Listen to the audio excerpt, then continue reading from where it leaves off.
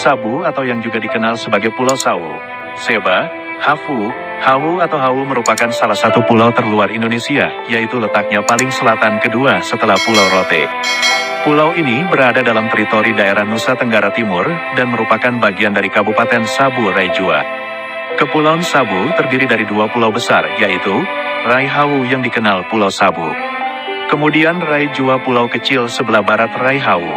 Dan juga terdapat dua pulau kecil, yang terdiri dari Rai Dana Pulau tak berpenghuni terletak 30 km barat daya dari Rai Jua. Dan Pulau Wadumea yang memiliki garis pantai terkecil, yakni 0,26 km. Menurut banyak cerita versi rakyat setempat, khususnya syair-syair kuno dalam bahasa Sabu suku Mone Ama yang paham betul akan sejarah Pulau Sabu. Dapat diperoleh informasi sejarah bahwa nenek moyang orang Sabu berasal dari tanah India yang mereka sebut Hura. Bahasa rakyat setempat, orang asli Sabu tidak dapat melafalkan kata surat dan Gujarat, lidah mereka lebih nyaman menyebutnya Hura. Kata Hura diambil dari kota Surat di wilayah Gujarat, India Selatan, tepatnya terletak di sebelah kota Bombay Teluk Chambai, India Selatan. Pada waktu itu daerah Gujarat sudah sangat terkenal sebagai kota dagang dengan Decoro Mandalkos. Sekitar abad ketiga hingga abad keempat ada arus eksodus perpindahan penduduk yang cukup besar dari India Selatan ke Kepulauan Nusantara. Akibat dari peperangan panjang Raja Chandragupta kedua dari India Utara tahun 375 sampai 413 dengan ambisi ekspansi menaklukkan kerajaan-kerajaan kecil seluruh daratan India termasuk kerajaan Gujarat di India Selatan. Menurut sejarawan sebelumnya, Kepulauan Nusantara ini dihuni oleh bangsa Austronesia sekitar 2000 tahun sebelum Masehi. Kemudian datanglah ras Mongolia ke Nusantara sekitar 500 tahun sebelum Masehi yang melakukan perjalanan melalui Thailand lalu Malaysia dan menyebar di tanah Jawa. Rombongan India Selatan dalam kepemimpinan Ki Kaga menjadi penduduk pertama Pulau Rai Jua.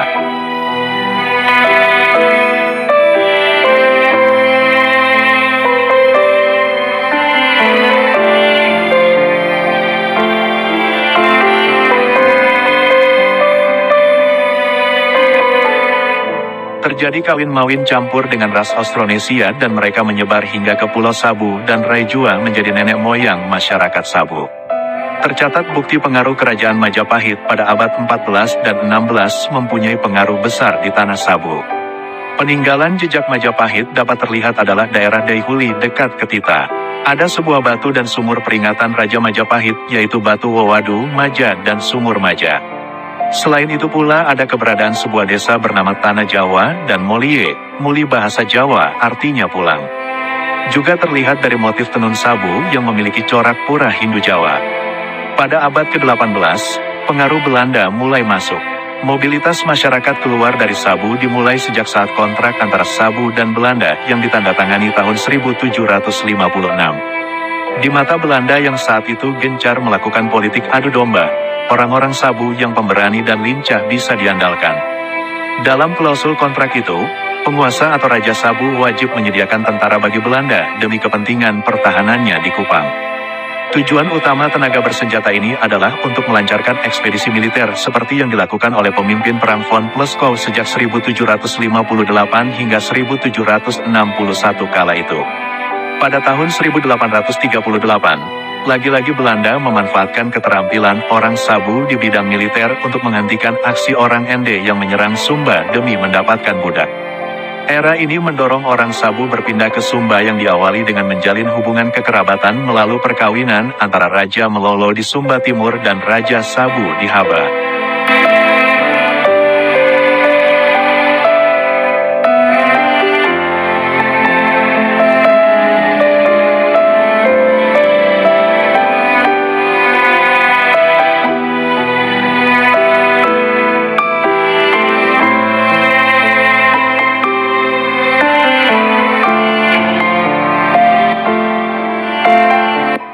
Makan berkembanglah perkampungan orang Sabu di Sumba Timur.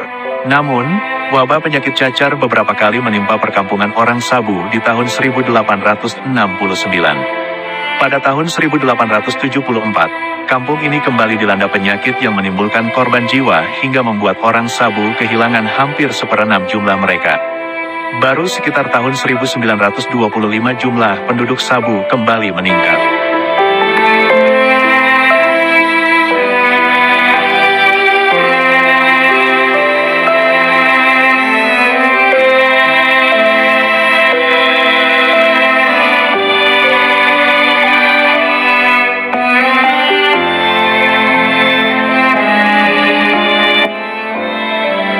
Kudu merupakan subrumpun dari rumpun keluarga yang terikat pada komplek lokasi pemukiman tertentu, sebagai konsekuensi dari pembagian wilayah kekuasaan berdasarkan jumlah anak keturunan pada masa Waiwaka, generasi ke-18.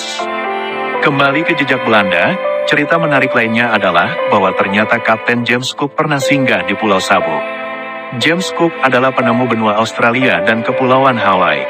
James pula orang pertama yang mengelilingi serta membuat peta Selandia Baru. Dalam perjalanannya menuju Batavia pada tahun 1770, kapal HM Bark Endeavour yang ditumpanginya terdampar di Pulau Sabu.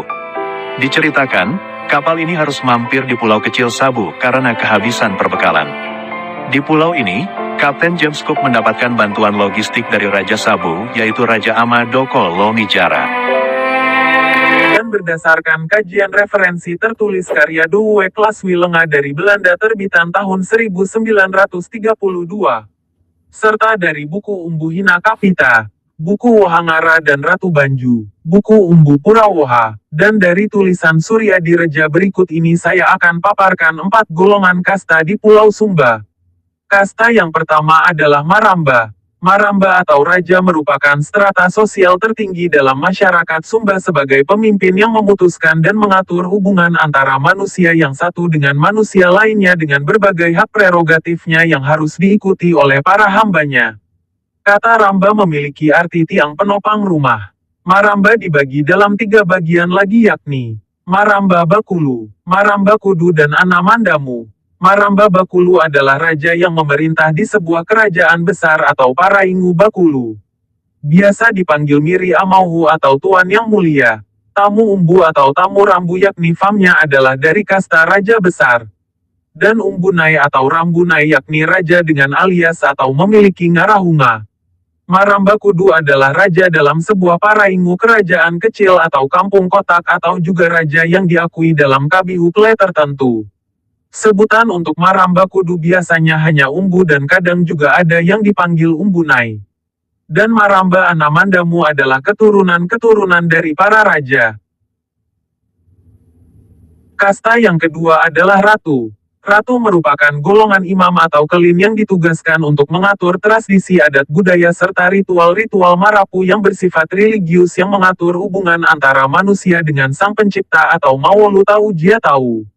Sumba mengenal beberapa golongan ratu atau imamat yaitu Ratu Maramba, Ratu Wai Urangu, Ratu Kaborang dan Ratu Hapi dengan tugasnya masing-masing. Kasta yang ketiga adalah Kabihu. Kabihu merupakan kelin-kelin dalam marga sosial masyarakat yang merupakan orang merdeka tetapi di dalam sebuah Kabihu juga ada yang memiliki kasta bangsawan dan hamba. Ada Kabihu Bakulu atau Ama Ina Paraingu dan ada juga Kabihu Kudu.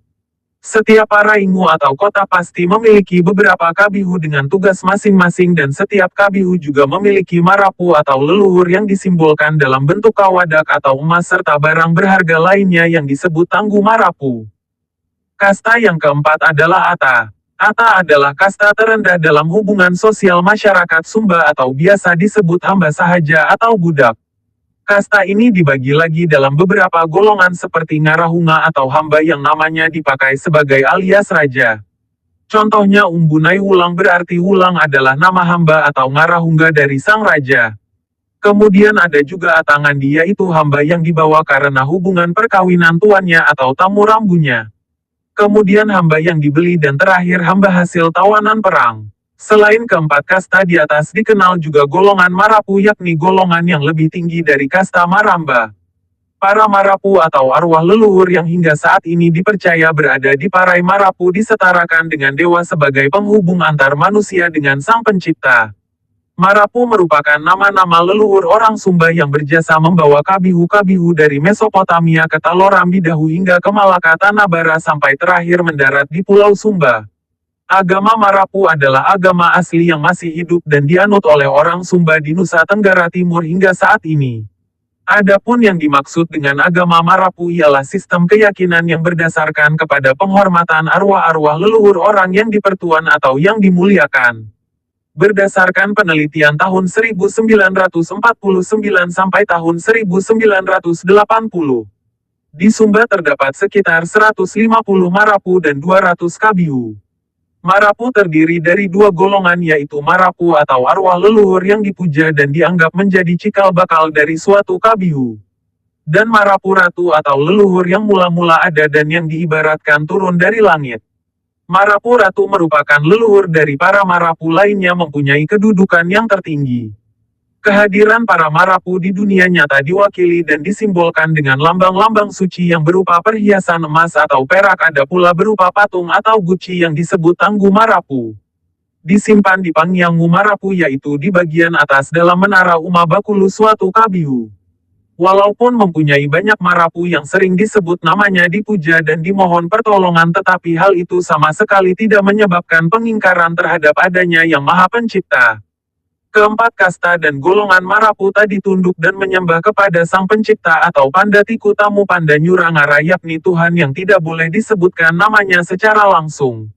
Adapun kata-kata atau kalimat-kalimat kiasan yang ditujukan untuk menyebut Tuhan Yang Maha Esa itu antara lain nama Padikangu Tahu atau pencipta manusia, nama Wulu Tahu, nama Jia Tahu atau yang membentuk dan membuat manusia, nama Wulu Tanga Mata Kalindi Uru, nama Hangaturi Wihiri Lima, atau yang membentuk alis mata dan batang hidung yang menyayat tulang kaki dan tulang tangan. Nandewa Tumbu Nandewa Dedi, atau dewa yang menumbuhkan dan dewa yang menjadikan. Inanuku Amahara atau ibu hukum dan bapa tata cara. Nama Padikangu Awangu Tanah atau pencipta langit dan bumi. Lahupu Ina Lahupu Ama atau ibu segala ibu dan bapa segala bapak. Na Ina Bulu Amandaba atau ibu dan bapa seisi alam. Na Ina Pakawurungu Na Ama Pakawurungu atau ibu dan bapa dari seluruh yang ada. Na Panda Nyurangara Na Panda Pekatamu atau yang tidak disebut gelarnya dan yang tidak dikatakan namanya. Mayapa Watu Wulu Matema Lojalala atau pemegang batu ciptaan dan penada kuali leburan. Dewa Bulungu Pahombang Bulungu atau jiwa dan roh yang esa. Ina Bai Ama Bakulu atau ibu agung dan bapa yang maha besar. Ina Makaluni Ama Makaluni atau ibu dan bapa yang kudus. Nama Bakulu Uwa Matana nama Balaru Rau Kahiluna atau yang maha melihat dan maha mendengar. Nama Ilu Paniningu nama Ngadu Katandakungu atau yang mengetahui segala perbuatan baik atau buruk dari tingkah laku manusia. Mapatandangu Manjipu nama Patandangu Manduku Mandanga atau yang memperhatikan yang salah dan menimbang yang keliru. Nama Timbanda Haleli Namanda Hinda Panjilungu atau Hakim yang Maha Adil. Nakanda Pundangi Hirungu Nakarangganda Lelingu atau bukit yang tak beranjak dan ranting yang tak bergerak yang abadi dan masih banyak lagi. Tentang asal-usul Maramba dan Ata. Dalam sejarah orang Sumba penggunaan kata hamba atau Ata sudah ada sejak leluhur mula-mula yakni Umbunde Lupa Unggul dan Rambukahi Pakaraha. Diceritakan dalam sajak Li Endai seperti termuat dalam beberapa buku karya Umbuhina Kapita serta buku Wohangara dan Ratu Banju disebutkan bahwa manusia mula-mula Umbunde Lupa Unggul dan Rambukahi Pakaraha memiliki 8 orang anak laki-laki dan 8 orang anak perempuan yang merupakan pasangan suami istri serta mereka memiliki 8 pasang hamba. Pada video saya sebelumnya tentang sejarah Sumba lengkap asal-usul para Marapu bahwa asal leluhur orang Sumba adalah di Mesopotamia, maka perlu diketahui bahwa sejarahnya di daerah inilah raja pertama di dunia diakui yakni Nimrod atau Sargon dari Akkad. Sejarah awal para Marapu yang tiba di Pulau Sumba juga sudah mengenal istilah hamba seperti diceritakan dalam buku Umbu Purawoha yang menyantur tulisan Umbuhina Kapita terkait seorang hamba yang bernama Nggaba Mendanau yang ditugaskan sebagai pembawa pesan dari tuannya Umbun di Luburu kepada saudaranya Umbu Kakamanau. Kisah lainnya tentang Pahapanggang juga diceritakan terkait perselisihan antara Umbu Tanga Anameha dari Kabihu Anamburungu dengan Umbu Lapunuku dari Kabihu Karinding yang memperebutkan seorang gadis yang bernama Rambukahi Leba yang berasal dari Kabihu Laleba Karuku. Karena Rambukahi Leba lebih menyukai Umbu Tanga Anameha maka Umbu Lapunuku menjadi cemburu dan membunuh Umbu Tanga. Saat penguburan Umbu Tanga Anameha malamnya Kabihu Anamburungu membunuh seorang hamba besar yang dihiasi menjadi papanggangu dan memukul gong petanda duka cita. Sejak saat itulah orang mulai memukul gong kalau ada orang mati di Sumba. Pernah juga dikisahkan ketika Kabihu Palamedu di Mondu menyewa orang dari Flores menyerang Kabihu Anamburung dan merebut emas serta menawan hamba-hamba mereka serta juga menawan bangsawan Umbu Rengging Ginian juga yang kemudian dibawa ke Flores. Di Prainatang Mondu juga ada pusaka watu timbang Maramba Ata yang dibawa leluhur Umbunda Taya dan Umbu Kambang Hamala serta leluhur kawan-kawannya yang lain dari Pundar Mandahi Jawa Angu Duangau. Melewati Cimungu Kahoru Matawai Manginu, Bimala Makaharu, Endi Ambarai dan Hawula Kakau. Hingga tiba di Pulau Sumba. Pernah juga tercatat bahwa tahun 1750 VOC melakukan perjanjian dagang dengan 8 raja di Sumba di mana sebagai ucapan terima kasih maka VOC memberikan hadiah kepada 8 raja tersebut masing-masing berupa senapan mesin tempat arak 4 hiasan kenop hitam dan lain-lain. Dan para raja Sumba menindaklanjuti hadiah tersebut dengan memberikan sepasang hamba sahaja atau budak kepada VOC. Pada tahun 1862 Syarif Abdurrahman bin Abu Bakar Al-Qodri melaporkan kepada Residen SR di Kupang bahwa Raja Kapunduk sedang menyewa orang Ende dengan kekuatan 500 orang prajurit untuk memerangi suku pedalaman.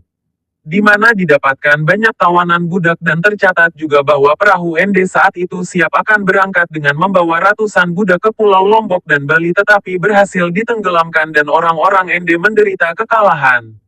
Jadi dari kumpulan kisah tersebut kita dapat mengetahui bahwa di Sumba pernah mengenal yang namanya istilah hamba hingga penghapusan Dewan Raja-Raja pada tanggal 5 Juni tahun 1962 secara de facto dan penghapusan secara de jure pada 1965 lewat Undang-Undang Nomor 18 Tahun 1965. Namun saat ini walaupun setelah kemerdekaan Republik Indonesia kita masih mendengar penyebutan Maramba dan Ata atau Raja dan Hamba di negara yang menganut sistem politik negara Republik ini.